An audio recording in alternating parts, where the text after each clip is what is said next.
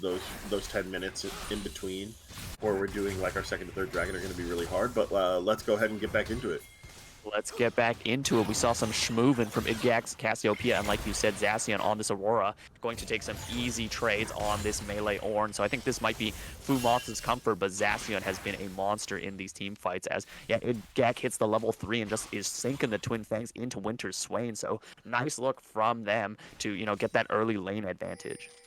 Huge to get level 3 first in that particular matchup. I will also say that. For sure, and we see Fumoth going for the Searing Charge. Actually gets a nice trade onto Zacian, trading a bit of his health back for the mana pool of Zacian. So they're both going for the TP, so pretty standard lanes, as we see Fawns and Ferrets, going pretty even against Zac Fair and King Rolly. So far, so good for the game plan of Fu Fawns. Absolutely. Just looking at it, advantage going slightly in Aurora's favor up top lane, which of course makes sense. Both junglers clearing, although for whatever reason Trundle is a camp behind right now. I do think that ultimately they'll even that out. I expect to see the Sivir and Karma shove in pretty hard after, but right now it looks like both teams are trying to set up a slow push. Depending on which team initiates a heavy trade first will kind of determine who this lane is going to shove towards. Yeah. I think one thing about the Rel is that, you actually have a lot of early power, if you're able to hit the full combo, and Sivir can only, spell shield one of those crowd control abilities. So it's going to be up to Fawns to, really stay out of range of, the Lance as King Rolly goes for a bit of an engage. Zac Fair gets some damage down, but early game, they don't have a lot of damage. The last stack of the plasma doesn't connect. So Ferrets and Fawns are happy to kind of take these shorter trades where they don't get bullied out, as we now see Frozen Ace and Fu Chungus scrapping over the Scuttle Crab. I think Chungus got him, and now the bot lane of Fu Fam is in range. They have failed flash from Frozen Ace, but now it's a 3v3 scrap. Huge engage from the Rel. He's laying down the damage as Fu Ferris gets low, but the damage keeps coming up as Ferris is running away. Zac Ferris cannot get enough damage, finally gets the kill, but that's the Rel down, and Zac Ferris in between three members. Idgax sinks another set of Twin Fangs into him after chasing down Winter. Another set of Twin Fangs as Fu Chungus slows him with the Golden Ages, and Winter has to flash out to safety, so it's a quick 3 kills securing the feat of warfare for Fu Fam. Such a good fight early from Fu Fam, really capitalizing on some of the small, and when I say small, I mean micro mistakes that they made getting engaged on. Seeing that and realizing that they can turn it around and turn it into a positive fight. Really excellent, really excellent stuff there. Yeah, a beautiful team fight from them in this early game. I think Idgax knew that he had to flash early to get in range, and I think that was that early game prio from pushing out Winter. So Winter was a little bit later to the play, and we saw King Rolly use all of his abilities early, so he didn't have the Aftershock. Sorry, he does not running Aftershock at all, so this is a pretty squishy Rel, and they just focus fire him down early and then move on to the next target. Yeah, for sure. And another thing is that they spaced out Winter on the backside so that his initial CC didn't hit. Really couldn't get into the fight properly, and by the time he was in the fight properly, too many of his team is dead and he had to flash out himself. Right. But this change in tempo does mean that Nautilus is going to be able to secure the Dragon undeterred. So a quick early Dragon for them right before 6 minutes means they're not out of this game by a long shot. Absolutely not. Absolutely not. And honestly, turning around to get that dragon is likely a misplay on Fu Fang's part, considering the amount of tempo that they generated with the previous play. Really should have realized that they need to set up at least wards to make sure that they can contest the dragon slightly more than they did. For sure. I think one of the things that Nautilus is happy to do is start dragon stacking early, because their team comp does start falling off a little bit in that very far late game, so having the scaling advantage of the dragons would be fantastic for them. I mean, Kaisa is great late game, but Aurora starts to do a little bit less to the tanks late game, as well as Cassio, once she hits 4 or 5 items, she's an absolute menace in the team fights. Of course. That being said, looking at the general game state, right, we're going to go ahead and see gold pretty solidly in the favor of Fu Fangs just off that fight. J4 having a lead early is one of the worst things that you could see if you're on the side of Nautilus, because you really needed to win that early game, and J4 is going to be a huge stopgap in your efforts to do that as you continue and try and play these mid-game kind of parts out. That being said, Again, coming in from Chungus, hits the Cataclysm. Idgak is in there, gets a Petrifying Gaze, and this Swain just gets burnt to pieces. Idgak gets the full combo on him with the Petrifying Gaze, so 2 ultis used for a dead bird in the mid lane as the mid jungle is taken over for Fufam early. and that's one of the things you get to do with your gold lead is you just take so much space as a jungler, and being able to find like even more ganks, you're just gonna start snowballing significantly faster than the other junglers able to, and just giving the team with a lead more of a lead. Obviously, it's basic League of Legends, but it's still a great way to win games. See, Ignatin jumped on by King Rolly. A nice crash down hits him. The Cataclysm is not up, so Frozen Ace hits the subject game. He's bonking Idgak as much as he can, but Idgak is kiting like a madman. Fufam is the backup as he gets the loop down on this Rel, and Rel's getting chunked out with Dacian. A nice between worlds, hits multiple members. The Call of the Forge God gets only one, so Winter's still in the mix, so he fully stacked up Conqueror, but Boom Chungus is looking for more. I think he's waiting for the Flag and Drag, gets rooted up, but now the Flag and Drag hit. This is an interesting dive. Back up though, a nice witching. Hits just one, so Chungus is taking low. Zacian is looking to pressure for more, so I think it's a 1-for-1 trade. Zacian picking up a kill, but it means Idgak gets another, and now it's 3 kills on this Cassie, who's become so dangerous. Already Rod of Ages collected for this champion. For sure, for sure. Just not a good place to be with the Roa already complete. That scaling is just going to start so much earlier than it was originally supposed to. Getting your first item in 9 minutes is just absolutely huge. 313 on the mid laner, 204 on the jungler. 4-digit leads on both of them in terms of gold. Yet and still, they keep giving up these objectives to Nautilus, and while it's not something that's going to be backbreaking, it does entail that they potentially don't have the proper prio on any of them. But even just the threat of them arriving even late is too much for Nautilus only going to be able to pick up 2 of those grubs.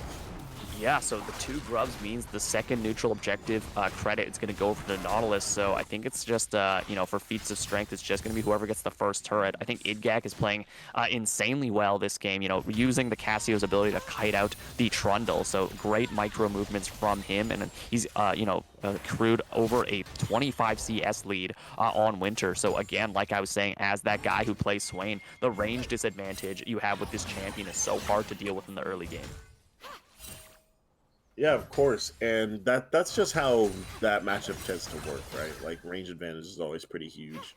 We're seeing that top side with this Aurora. Just, again, Fumas putting in solid work here, but this is just how this lane works. You're going to be 20 CS down. You're going to have to deal with the fact that Aurora outranges you heavily, and you're going to have to deal with the fact that it's going to be really tough until you probably hit like 1.5, maybe even 2 items. Likely boots plus item. It's also going to... Also, if Trundle does make his way up there, it's going to be pretty tough, just because they're going to be dealing split damage. There are no good starting split resistance items right now, which is just going to make Fumas' life kind of hard. That being said, he's kind of taking for his team right now. He knew that he was going to be at a disadvantage. He knew that this is the situation he was likely going to be in when he picked this. He just knows that he outscales the Aurora concept, and he was going to be in engagement. Fumas is trying to get a little bit of damage in. Yeah, it's not about winning the lane, it's about neutralizing the only person who can take it over. So I think Fumas is doing a decent job not dying to the Aurora. I'm not sure how the itemization's working out. I think they're going for the Kainic Rookern, so it's kind of weird to see the Null Magic be upgraded into the Negatron so early when you have the Spectre's Cavalry. We see a fight. Fu Chung is going to jump on a Frozen Ace with the Cataclysm, but he responds with the Subjugate. King Rolly is here to posture, but it's a 2v4 because Idgak is here and always has priority. So actually, I think he sacked away just to make that play. So the 4 members of Fufam are going to jump on this second dragon. Yep, and that's going to be huge because evening out that dragon count was going to be really important. If they found a way to miss the first 2, it would have given Nautilus a significantly more clear win con, to the point where they could have traded resources, life, and even gold to just secure that 4th dragon. This is going to make it a lot more difficult for Nautilus to be able to clearly define an objective to get themselves back in the game. A nice sidestep from Fawns from the Shattering Strike, but King Rolly wants more. A Magnet Storm into the crash down, gets flashed away from Ferret, so that is Karma's flash down for the next 5 minutes as Chungus is here posturing. Both junglers want to fight around the bottom lane as we see some key summoner spells being used. Yep, and honestly, just like Trundle feels a little bit lost this game. I know the common esports vernacular is homeless. He just can't really find any good angles to try and get any of his lanes ahead or himself. He is like a camp ahead of the J4 as he has been all game, but J4 has just been so much more valuable to his team. Finished Sundred's guy, doing a ton of damage. It's going to be really, really hard for Trundle to have an outsized impact until we get to those skirmishes that involve Orin, so he can steal some of those take stats for himself.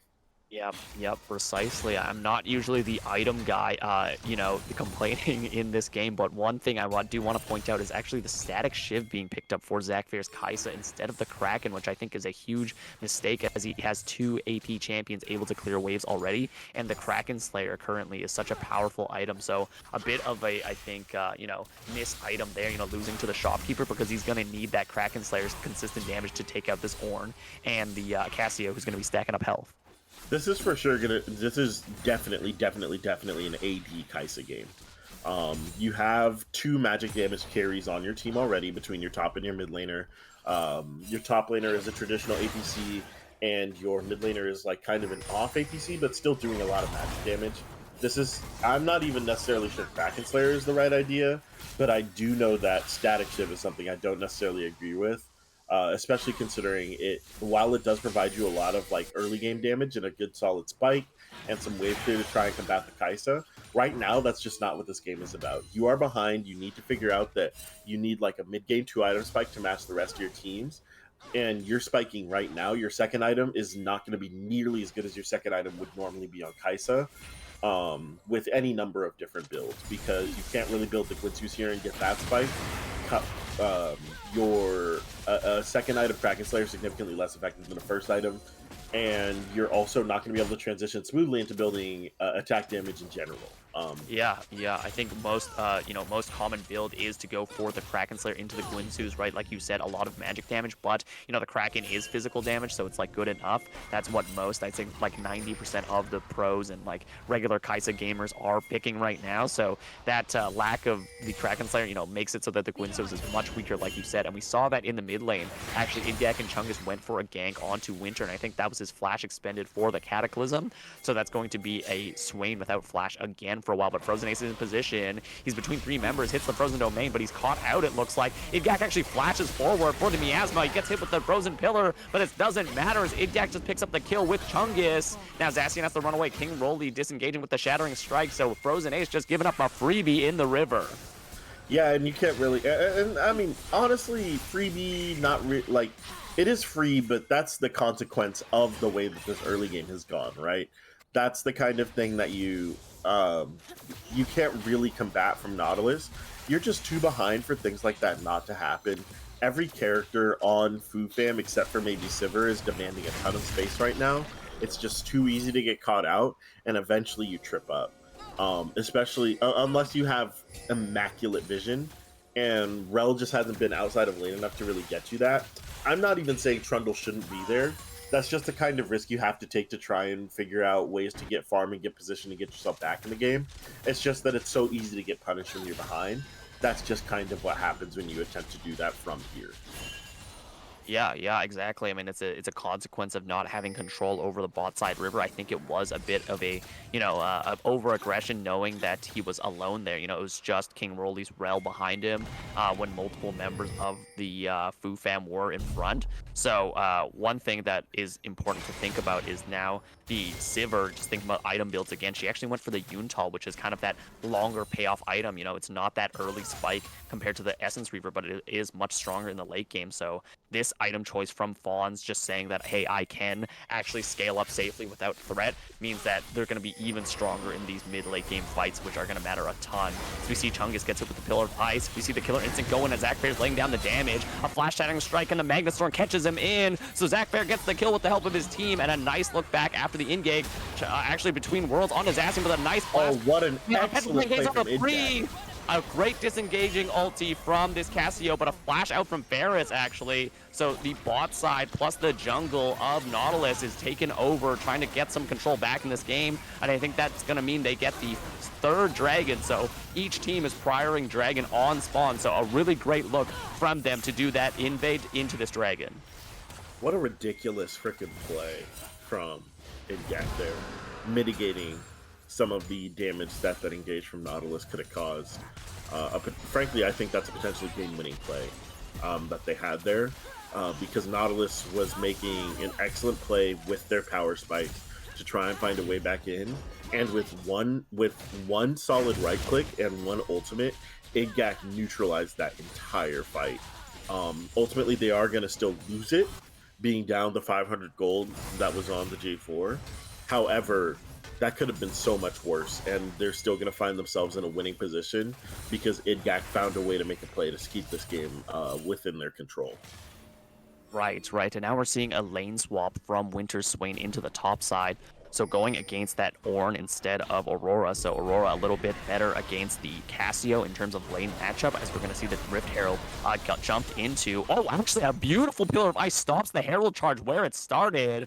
So nice play from Frozen Ace to know his ability to do that. But it looks like the siege is still ongoing in the bot lane for Fufam as they get the first turret. That is going to be feats of strength secured for them and the upgraded boots.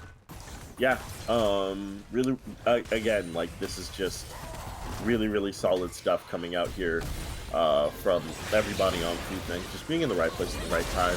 Take the A nice hero bang cry out. and the between worlds onto two. Nice Yeah, engage. Fine Gaze only hits two, but a killer instinct from Blackbear from downtown gets the kill. The shutdown onto the Cassio. No. Chungus misses the flag and drag. Flip back in from the crashdown as Fu Chungus lays down the Acaptian Rain for Zacian to clean it up with the magic. So it's a 2-for-0 traded for the mid lane turret, but it is a key shutdown onto the carry of Nautilus. Yeah, so right there, you're willing to give up the life of one of those shutdowns for the mid turret, but missing that flag and drag is going to be a critical mistake coming out from Chungus. Really just trading the gold straight back, and that's gold that you can't really recover if you're Fufam, just because you took standing gold and they took kill gold. Unfortunate spot to be. It also is what it is. They're still going to have a reasonable lead here, but if they make a few more plays like that, Nautilus is going to be not only in the game, but potentially dominating the game. Yeah, like you said, the momentum of this game has shifted as the 2.5k gold lead from Fufam earlier is now only 1,000 gold isolated on their mid laner, and Zach Fair picked up the Guinsoo's Rage Blade, so he is the first champion to hit that 2-item power spike along with Zacian, so the carries of Nautilus are in position to take this next fight as they're, itemed up, they got the wallet ready to go. Let's see. I'm just trying to think a little bit more about what Nautilus can do to get in the game other than accept when Fufam throws. I will say, even with the slight advantage on the Aurora, if they can move her around the map a little bit, she's going to have a lot of damage right now. She just finished her Storm Surge, and that's a pretty huge spike for a character that has as much potential burst damage as she does. If they can find a way to move her around the map, maybe get a couple picks or even a dive onto Fumos in the last few minutes, he's going to be able to be vulnerable to that. I think that that's probably their best avenue for trying to utilize this mid-game spike that they're going to be on for maybe the next 5 to 6 minutes. Yeah, it's going to be a spike until, actually, Fufam, so we see Igek pick up the 2-item power spike as well, but Fuferret's, I think, is still working on that Infinity Edge, so it's going to be a very small window when they have the item advantage here, so I think they're looking to posture on the top side, maybe around the Otacon. King Rolly is sweeping through the wards, but it looks like Fufam is the wiser, and they're able to suss it out, so no Otacon start. And right now, there are 3 people on the Fufam side that are pretty vulnerable to getting picked off, those being the Karma, the J4, and the Sivir. Honestly, at this point, Ornn is probably close to undiveable unless you're going with a full 5, and even then, he's probably going to be able to find a way to trade one. And the Cassiopeia is actually just so tanky and so hard to pick off with her Petrifying Gaze. I would try and move my APCs around the map to look for the Sivir and the J4 as much as possible. Yep. It's going to be a late game team fight decider. This Swain and this Ornn have kind of played neutral. I think it does benefit Winter, so not getting pushed out of lane as much, and he is, slowly clawing back that farm a bit. But also Fumos not being poked so much means he's able to get the farm back, so it's going to be likely the Leandri's Torment for Winter, which is going to be huge against a lot of these health stackers on the side of Fu Fam. So it's anyone's game at this point, as the gold lead has not grown from that 1K we were talking about before, Kazi, and it's going to be who can execute in these 5v5 team fights that are going to decide the game. And that's the thing, right? Is that, like, we've talked about it before, but the 1,000 gold is obviously relatively much smaller than it was early game. However, Nautilus is still only going to be on this really, really big spike for another couple minutes, and I think they're kind of on a timer to the Fu Fam comp, because Fu Fam has a lot of 3 and 4 item spikes, and right now Nautilus has a lot of people spiking on 2 items. Here's an age. With the shadow, it's like a huge between worlds, hit so many people. Oh my god. In the background is the team fight is just going in the way of this team. Nautilus is ripping them apart. They're doing so well, I can't even speak properly, as Fumas is the only one alive. It's a triple kill for Zach Bear. Winter's demonic ascension just keeps going and going, as it's a 5-for-1 ace on the side of Nautilus as they get the ultimate engage to clear out this team fight. And we talked about how important it was for them to utilize those power spikes, and right there we see it. Despite the slight gold deficit, they are significantly stronger than Fu Fang on the specific between 2 and 3 item point. And honestly, this is a huge problem for Fu Fangs, because that's going to be a lot of gold into Nautilus's pockets. That's going to probably be a 3,000 gold lead, give or take. A lot of turrets and standing gold taken. Another dragon taken, which is going to give them more outs to that objective, and they're going to be able to find priority around that topside Baron pit as Baron spawns. Not saying that they'll necessarily take it on spawn, but they know that they need to fear them and they need to be ready for them. But Fu Fam is going to start a very optimistic Otacon here. Yeah, you can say that again. A very dangerous. They're shredding it pretty low thanks to the Castio damage and the Just Sivir. so much The damage boomerang from Castio. blades. But the Intercon is shredding their resistances as we see them going in for the fight. Zacian between worlds actually used onto the members, and Fu Chunks is chunked out. King Rolly's taken very low, but Ferrets dies on the back end. Frozen Ace in the middle as Zach Bear's ripping apart with the Cappian Rain. Frozen Ace is so low. Taken low, but somehow they're still alive in this fight. Boomos is taking so much. Killer Instinct goes out, but it hits multiple members as the claw drags them back into the pit. Boomos is taken low, and Chungus just has to watch as his top laner gets shredded. He gets killed actually by the Vision of Empire, and the last little bit from Boomos on the Call of the Forge God, does nothing, as it's going to be a 4-for-2 wipe on Nautilus, as they're going to get this chance to take the Otacon. And I'm unsure if it was cooldowns or not, but Fu Chungus and Fu Moss really sat on their ultis waiting for the next game to start, just really using them as late as possible. And maybe they were just looking for better opportunities, but like, man, you can't be doing Otacon if you don't have it, and if you do have it, you have to use it, is really what I'm getting at. I think they just didn't have those cooldowns available, and they take the most optimistic Otacon that I've seen in a while. So Intercon again back, punishing these players that can't play around it, as we saw the Winter's Demonic Ascension and Zach Bear just kind of rip apart the front line of Fu Fam. I don't think Fawns had a chance to hit on the Sivir, and Idgat got taken down very early as well, so these team fights were almost back for Fu Fam. It looked like they had a chance even taking the Intercon damage, but it was just so much. Assassin's being able to find huge team fights with the Between Worlds. He's able to chunk out multiple members every single team fight and just half health them from the get-go. Yeah, really just 2 straight fights from Fu Fam within this very specific window of the game that they can't be fighting in. It really makes me think that they're not talking about this as a team, recognizing that there's spots where they're strong and where they're weak. I don't think they understood that they were on, that they had the timer, that it's very clear that Nautilus understood was in effect. I think they thought this game is even, so we are even, whereas Nautilus recognized these spikes matter more to us than the slight amount of gold we're behind or even on, so we are going to take advantage of it, and we are going to hit the enemy team right now. Yeah, and I'm going to sing his praises again and again. It's Zacian who's been making the difference in team fights. And I say it again, as you get that huge Between Worlds on multiple members. Bufon's taking so low as King Rolling's in the backline. A nice petrifying gaze stuns multiple, but Idjak's taking is doing so low. So much King damage. Chasing them, but Winter's ripping them apart. Fumas is late, but it's a huge kill. As we see, Bufon's is cutting back, but he gets hit by the claw Fumas is running for his life now as it's Chungus and Ferret's also alive. So it's actually a 3 for 2 on the side of Fu Fam. So they actually win out in that team fight, taking out multiple members. I think the Kaisa went too far into the back line. So it's actually a positive trade for Fu Fam in that fight, showing that anyone can win any team fight right now.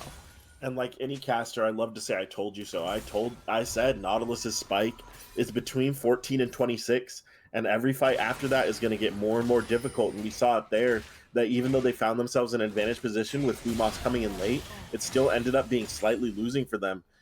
Even though they probably did the same amount of damage, the distribution was just a little bit off for Nautilus. And frankly, the items on Fu Fam are starting to matter more and more as this game goes on. 3 items on Cassiopeia means she's no longer burstable. This J4 is starting to build his first tank item, which is kind of a critical break point. He's finished his Black Cleaver as well. The Ornn is essentially unkillable for most of their team until they get some penetration, especially considering the builds that they've decided to go with.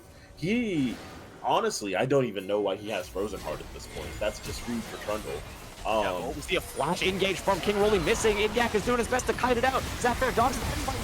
You can't was amidst multiple members. Big ol' keep him out after J4 is in the mix, and Chungus hits the kill onto King. Coming in. Fumas in the middle, but Zacian's TP into full combo only hits 1, so they're pretty healthy for now. It's a 1-for-1 trade, being King Rolly's Rel to Fumas' Ornn. That means that it is a positive trade for Team Nautilus as they're looking at getting Dragon Soul here. Zapfair maybe a bit too dangerous in front of the blue buff. Zacian's actually using the Ghost between worlds to go through, and a nice he has to burn this on his hourglass. Fumas' boomerang blade catches him on the backside.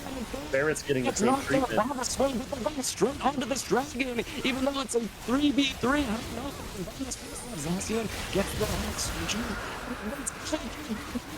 Secure from him, so that's going to the nice up, but it means that they're locked in this pit with nowhere to go.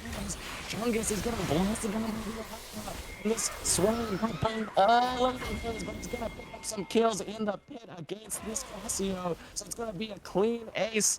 Sorry, not clean, but it's going to be an ace for Nautilus, but they do not get the Dragon Soul clearly.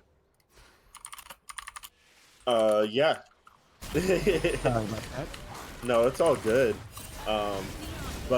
No, just an interesting, again, like these objective takes from Fu Fam are really, really, and I'm not even saying they're wrong, I just don't really think I understand them quite. That being said, like what we saw there is like honestly like a solo queue fight, right? Both ADCs getting immediately blown up as both teams try and dive the enemy team's ADC because they think they have the better catch. Ultimately, it ends up that the third damage dealer on the side of Nautilus really, really matters there, especially as they try and take the damage, or try and take the dragon afterwards following that fight because they found themselves in such an opportunistic position. Fu Fam just has to recognize that, like, Cassio's damage is not really what they need it to be right now. I am also surprised at that. I also thought she was probably doing a lot more than she did in that team fight. But frankly, Fufans is slightly more valuable than I think both teams might have estimated. And I think that was a critical point for Nautilus. Just the Cassio damage we saw in the pit wasn't really there. Wasn't what they needed in order to really win that fight. Yeah, and it seems like I'm screaming too much in these team fights as my mic keeps clipping, but that is great analysis, Kazi. I think, like you said, these fights are anyone's to win. I think, the side of Nautilus just secured the Baron buff, so they're going to have a lot of siege pressure moving forward, and that's going to be another buff in their pockets. Fu Fam, clearly, you know, they got the Dragon Soul, denied the Dragon Soul from the side of Nautilus. It's going to be a big deal for them to have, you know, that timer for another 5 minutes before that ultimate buff comes out. One thing I want to mention is that Fufans is on his 3-item spike, but so is Zapfair's Kaisa getting the 4th item, fully finishing the Zhonya's Hourglass, giving him some safety in this next fight. And that's scary, but at the same time... Killer. King Rolly jumps in, he's canceled by Fu Chungus' flag and drag. Zapfair jumps into the backline. Between worlds hits so many people. Idyak can't hit anyone. Zacian, Zardia's in front of his face. The Noxus blast is going. The Twin Fangs are going. Idyak gets 1 kill in the back end, but the Demonic Ascension is ripping Idyak apart as Fumas shows up late to the party. Ferret's is trying to back up his team, but he can't do much. Idyak gets a 3-kill pack. Fumas is in the middle of 2 members, and it's the 2 carries blasting him down. I think he has nowhere to run, as even though this Kaisa didn't build the right items, he can rip apart this Ornn nonetheless. I just think, well, the Ornn spent an entire item on this Frozen Heart, right? And rough. And we also have a Bramble Vest for some reason. I think as much as the Kaisa might have been losing to Shopkeeper, I think Ornn is really getting crushed by Shopkeeper right here. Yeah, We've that's got like a lot of really gold rough armor here. items. The J4 clearly understands the assignment, going straight for the double MR. And I think that we could reasonably try and build some resistances on a lot of these squishier members of FuFam, and it would help them a lot in these team fights. It's just that for whatever reason, I don't think they've recognized exactly what's going on. That being said, they are still the scaling team. Nautilus has a pretty reasonable lead right now. It's going to be really hard for them to overcome that, especially with the inhib down. But there are still plenty of outs for FuFam here. Yeah, like you said, like the itemization choice is so damaging to Fumoth because that's nearly 3,000 gold of, likely wasted stats. The Thornmail's not doing that much to anyone. Sorry, the Bramble Vest. The Frozen Heart's not that effective against, the team. It's only about one member and a half, being the Kaisa and the Trundle that's affecting. Maybe the Jock Show or something else of that manner would have been a lot more useful.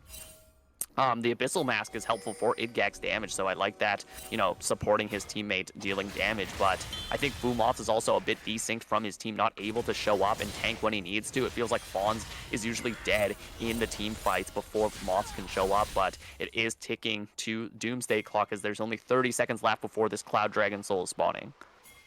For sure. And that's probably one of the final fights in the game Nautilus will reasonably win, because once we start hitting that 38-39 minute mark, we are just going to start seeing full builds come out from FuFam. Despite engage, King Rolly's walking up as Winter gets the boot and Storm onto one as Winter flashes in the background with the Monarch. Fumoth is doing his best to stay alive. Fumoth gets a great stun as Trundle running them down. Damage, but now Idgak's getting jumped on. He's solo. He dies to the Between Worlds as Zacian's frying the enemy team. Fumoth tries to get a trade kill back, but he can't because Zac Fair just does too much damage.